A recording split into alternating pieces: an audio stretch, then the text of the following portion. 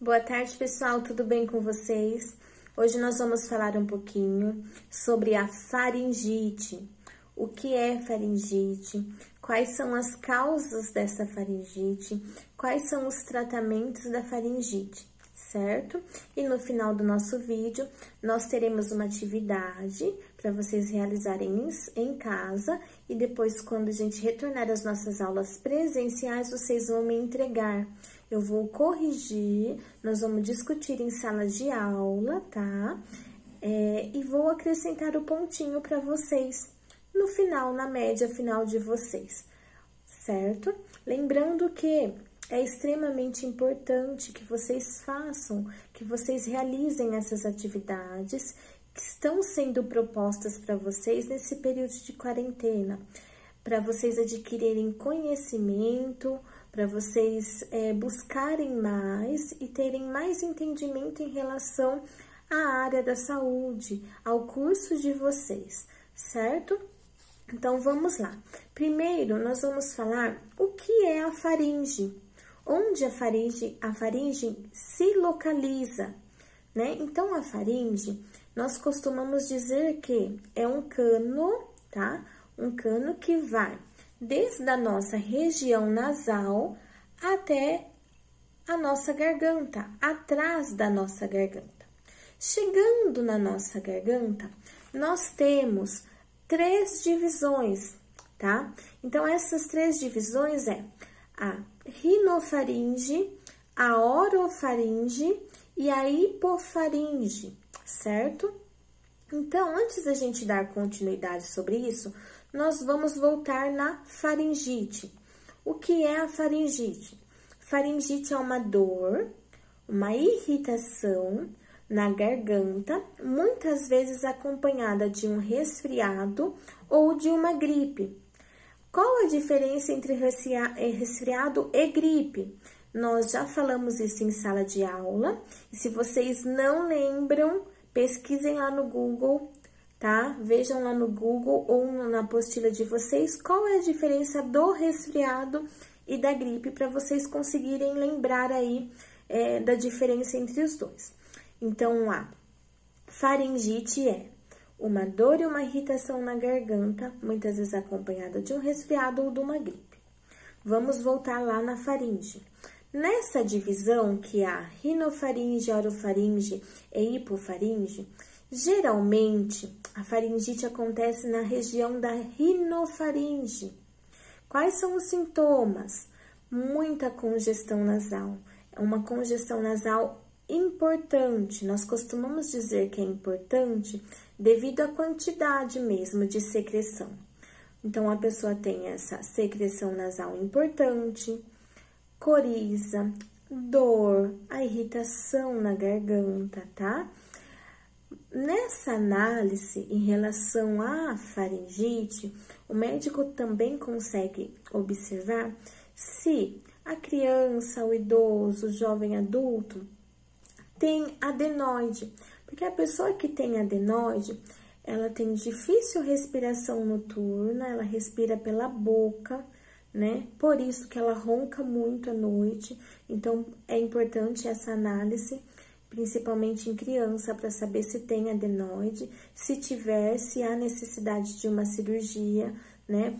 A cirurgia é mais indicada quando começa a atrapalhar o sono da criança ou do adulto em relação ao ronco. Isso acaba atrapalhando o sono. Então, a cirurgia é indicada nessa situação, tá? Então, também, além de avaliar a faringite, o médico consegue avaliar essa questão da adenoide. Então, esses são os sintomas: congestão nasal, dor e irritação na garganta. Geralmente, a faringite, 80% é viral e 20% é bacteriana. Como o médico consegue distinguir se essa faringite é viral ou bacteriana? No 5º dia dos sintomas da faringite viral, a pessoa começa a ter uma melhora, já tem uma melhora em relação a isso. Se passou do 5º dia, não houve melhora, e ao contrário, houve uma piora, então é detectado a faringite bacteriana, onde o médico prescreve né, de acordo com o peso, a idade, antibiótico para a pessoa fazer o uso, tá? Então, faz o uso do antibiótico porque constatou-se a faringite bacteriana. Então, após 5 dias, precisa ter essa melhora. Se não tiver, é constatada a faringite bacteriana, certo? Quais são as causas dessa faringite? Como que nós ficamos em relação a isso? Vocês já ouviram falar, a pessoa, né, dizer para vocês, nossa, eu consigo apalpar minhas amígdalas quando eu estou com uma infecção de garganta? Então, só para ajudar vocês, nós não conseguimos apalpar amígdalas, tá? Nós não conseguimos apalpar as amígdalas. O que nós apalpamos devido à irritação da garganta, a infecção da garganta, quando a gente tem infecção de garganta, são os linfonodos cervicais. Por quê? Devido a essa irritação ou infecção, eles aumentam de tamanho, eles ficam com edema, então você consegue apalpar os seus linfonodos. Então, amígdalas nós não apalpamos, nós apalpamos os linfonodos cervicais, correto? Então, quais são as causas dessa faringite? As principais causas eu vou citar para vocês. Então, número 1, a má higiene oral. Por isso que é extremamente importante a higienização oral adequada, a lavagem da língua adequada, a escovação dos dentes adequada, o uso do fio dental. É importantíssimo você ter uma higienização oral adequada. Segundo, sua dieta noturna. Como é a sua dieta noturna? Você costuma comer massas, alimentos que são pesados, que seu estômago demora ali para quebrar aquelas partículas, né? Então, o seu organismo vai ficar a noite toda trabalhando para dissolver esse alimento que você jantou, né? Que você se alimentou no período noturno. Com isso, você tem um refluxo gástrico, né? Muitas pessoas têm refluxo e já tratam, muitas pessoas têm e não sabem, mas sofrem de faringite. Então, essa é uma das causas que nós precisamos prestar atenção em relação à faringite. Então, é extremamente importante também os alimentos adequados para a gente jantar, para nós comermos no período noturno, na ceia da noite, né? Para não acontecer esses episódios de faringite. Então, a minha pergunta para vocês é a seguinte, tá? Quais são os medicamentos utilizados na faringite viral? O que o médico orienta o paciente? O que o paciente deve fazer nessa recuperação, nesse tratamento? Segunda pergunta, quais são os medicamentos relacionados à faringite bacteriana? Quais são os antibióticos que o médico costuma prescrever, os mais comuns? O que esse antibiótico causa no organismo? Qual é o processo dele no nosso organismo? Como é realizada essa diluição no nosso organismo? Quanto tempo se utiliza esse antibiótico? Então, essas são as duas perguntas que eu gostaria que vocês respondessem.